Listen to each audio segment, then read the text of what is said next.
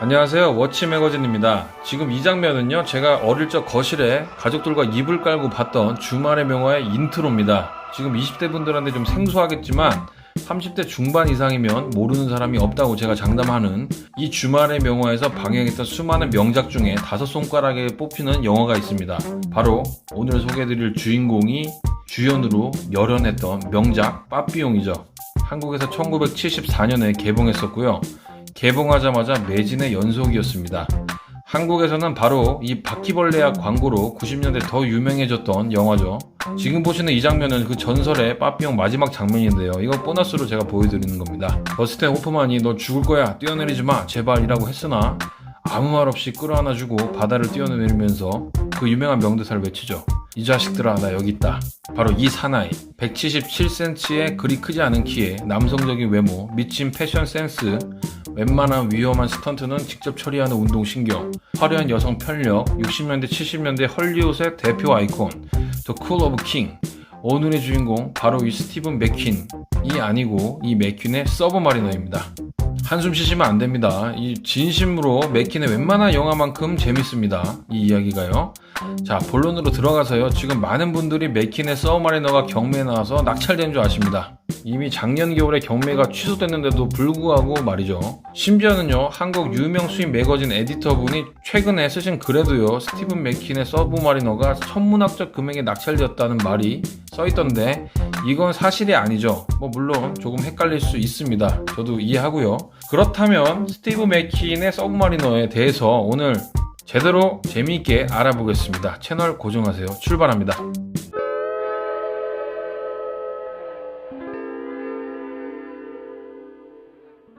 자, 1번. 스티븐 맥퀸의 서브마리너는 한 개가 아니고 경매도 처음이 아니다. 2009년에 안티쿼럼이라는 스위스 옥션 전문 회사에서요, 고 스티븐 맥퀸 옥션 이벤트를 했었습니다. 거기에 나온 맥퀸의 소지품들이 전부 약 65억 570만 불에 낙찰됐었고요. 오토바이 이런 거 다 포함해서 소지품 이런 게 다 팔린 거죠, 그쵸? 자, 거기서 그의 서브마리너 논데이트 스틸 1967년에 생산된 레퍼런스 넘버 512가 23만 4천 불, 약 2억 7천만 원에 낙찰되었었습니다. 지금 또 이거 들으시고 겨우 2억 7천? 헐리우드 스타 맞나? 하실지도 모르는데요. 이게 가격이 2억 7천으로 상대적으로 저렴한 이유가 있습니다. 이번에서 다 같이 설명드리겠습니다. 2번, 스티브 맥퀸의 두 번째 서브마리너 왜 더 가치가 있나? 가장 큰 차이점이 두 가지가 있습니다. 먼저 첫 번째, 512라고 할게요. 512번이니까 그냥 평소에 차던 서브마리너였고요. 스티브 맥퀸 것이 100% 확실하긴 했으나 평소에 착용한 사진 자료가 없습니다. 두 번째 거는요, 5113번 모델이고요. 유명한 영화 촬영장에 차고 있었고요. 지금 보시는 이 사진 빠삐용 분장이죠. 빠삐용 분장하고 쉬면서 커피 한잔하는 사진인데 이때 차고 있던 것도 513번이고요. 또 이 사진도 513번입니다. 이런 식으로 사진 자료 엄청 많고요. 또 뒤에다 뭡니까? 스티브라고 이름이 케이스백에 새겨져 있죠. 게다가 흥미로운 스토리까지 있습니다. 이 또 시계 경매에선 또 스토리가 있냐 없냐에 따라 몇십억에 그냥 왔다 갔다 하거든요, 그쵸? 자, 스토리텔링을 좀 해드리자면요, 이 시계는 맥퀸이 1960년대 중반에 230불을 주고 산 시계고요. 이거를 1970년대 초에 오랜 시간 함께한 자신의 대역 스턴트맨인 로렌 제인스에게 선물했다고 합니다. 이 로렌 제인스도요, 일반인 아니고요, 현재 헐리우드 스턴트맨 명예의 전당에 헌액된 당시 최고의 스턴트맨 중 한 명이었죠. 이 맥퀸과 제인스는요, 1958년부터 함께한 동료로서 영화 블리트, 겟어웨이, 토마스 크라운 어페어 등 10편이 넘는 작품에서 호흡을 맞췄습니다. 특히 헐리우드 역사상 최고의 자동차 추격신 중 하나로 지금도 꼽히는 블리트에서 추격신이 지금 보시는 이 화면이죠. 이 대역 스턴트맨이 제인스였습니다.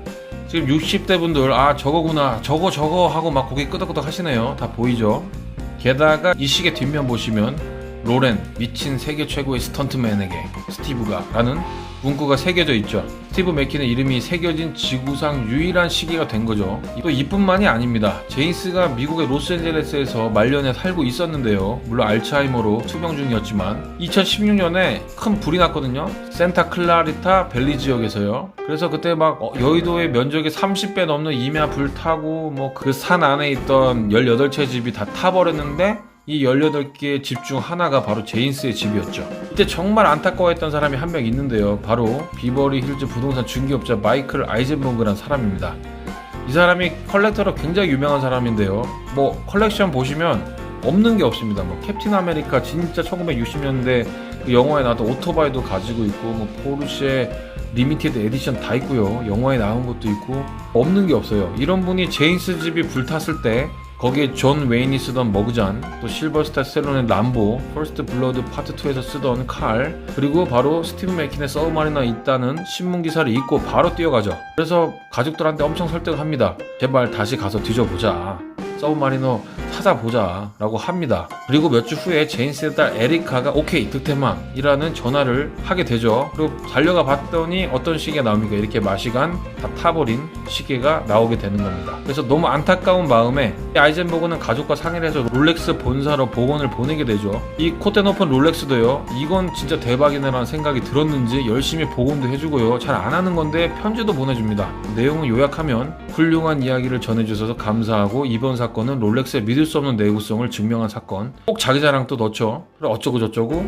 스티브 맥킨이 롤렉스 서브마리너를 선택했으면 우린 너무 자랑스럽다, 뭐 이런 내용입니다. 스토리 제대로 만들어지게 된 거죠. 그래서 결국 아이젠버그는 복원된 서브마리너를 사게 되는데요. 그 액수는 밝히지 않았고요. 뭐 싸게 샀겠죠, 그쵸? 뭐 구매자를 구하는 데는 1년이 걸린다느니 어쩌고 저쩌고 했을 겁니다. 그리고 필립스 경매에 넘기죠. 출품하기로 다 해놓고 예정일 2018년 12월이었죠. 예상 낙찰가는요 30만 불에서 60만 불이었는데 3억 5천에서 6억 8천 사이 정도 됐네요. 얼마 안 되는 것 같지만요, 한 가지 생각해야 되는 것이 폴리먼 데이토나 예상가가 100만 불이었습니다. 11억 정도였죠.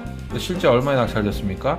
200억이었죠. 왜냐하면 이렇게 할리우드 최고의 스타의 시계면서 스토리텔링이 되면서 뒤에 이름까지 인그레이빙 되어 있는 시계는 마지막일 수도 있어서 사람들이 100억이 넘을 수 있겠다라고 예상했었습니다. 그 당시. 이것은요, 스티브 맥킨을 모델로 40년 넘게 우려먹고 있는 태그 호이어 모나코가요, 스티브 맥킨이 찾던 그 호이어 모나코가 2012년에 80만 불에 낙찰된 것만 봐도 알 수 있습니다. 약 9억 정도죠. 이게 왜 이렇게 비쌌냐면요, 두 가지 이유가 있습니다. 하나는요, 1970년 개봉작 르망에서 맥킨이 실제로 착용했던 그 시계라는 것, 이게 하나였고요. 두 번째는 그때 영화에서 착용했던 시계가 두 개가 있었는데 하나는 맛이 완전 같고요. 이것만은 민트급으로 보존이 아주 깨끗하게 잘 돼 있었던 것입니다. 그래서 비싼 거였죠. 근데 스티브 맥킨은 정작 어땠습니까? 많은 분들이 아는 이야기죠. 비정하게도 맥킨은 영화 찍다가 쉴 때 이렇게 서브마리너 513을 갈아차고 영화 찍는 도중에도 그러고 쉬고 있었습니다. 사진 보이시죠? 이게 롤렉스 자신감이 나오는 곳이죠, 그쵸? 하지만 이럼에도 불구하고 폴리먼의 데이토나를 넘기는 애당초 불가능하다는 게 중론이었습니다. 가장 큰 이유는요, 복원하는 과정에서 다이얼이 512로 들어갔기 때문입니다. 즉 현재 저 시계 상태가요, 513 모델에 512 다이얼이 들어가 버렸어요.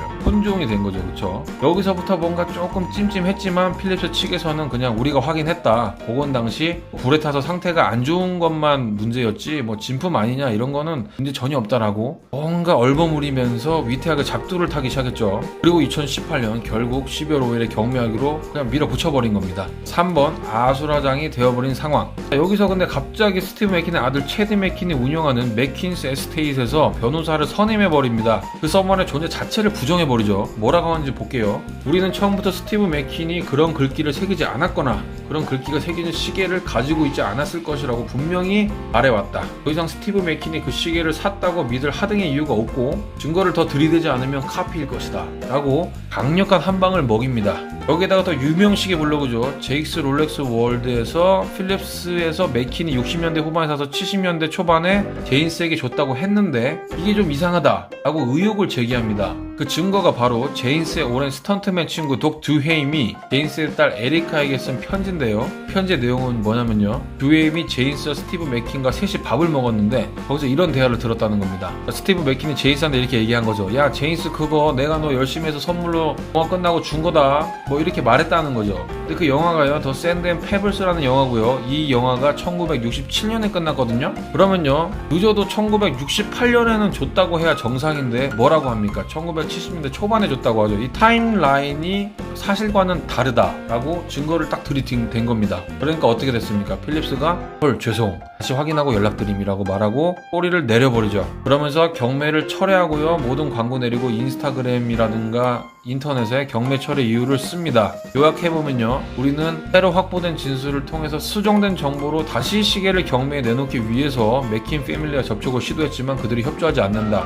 그러므로 진행할 수 없다. 이해입니다. 자, 4번 여러가지 시각들 그리고 나의 생각. 자, 지금 현재 어느 지경까지 왔냐면요, 제인스가 과연 스티브 대역을 한 건 맞냐, 친한 건 맞냐, 뭐 농담 보태서요, 둘이 아는 사이냐, 뭐 스턴트맨은 맞냐, 실존 인물이냐까지 갈 기세죠. 지금 거의 제가 볼 때는 뭐 캘리포니아 산불에 탄 서브마리너 빈티지 팝니다까지 온 겁니다. 반면에 또 맥킨 패밀리에 대한 의혹도 많이 제기된 상황이죠. 어떤 게 있냐면요, 아들 체드 맥킨이 스티브한테 받은 2개 서브마리너가 있거든요. 그거 가격을 혹시 나중에 제대로 못 받을까봐 막는 거다. 뭐 태그 호이어와 계약 중인 것 때문에 그런 거다.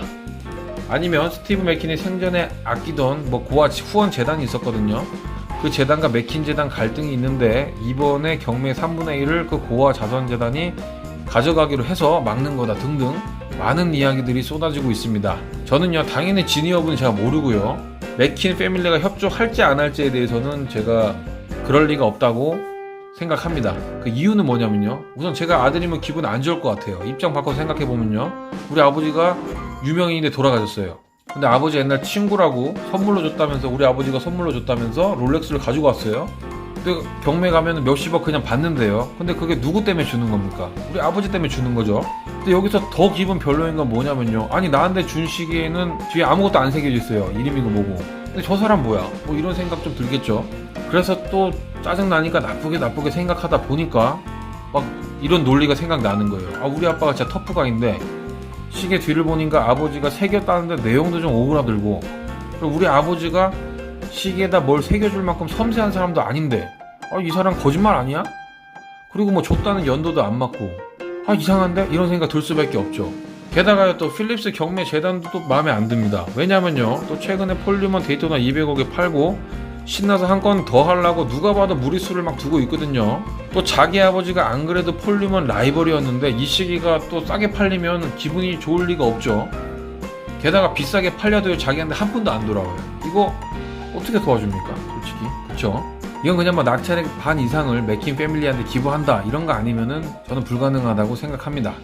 이번 사건은 필립스 경매재단의 경솔함도 컸다고 생각되고요. 다이얼 교체부터 근본적인 스토리를 확실히 검증하지 않고 빨리 이번에도 히트 쳐보자는 필립스의 섣부른 판단이 만든 비극이라고 생각합니다.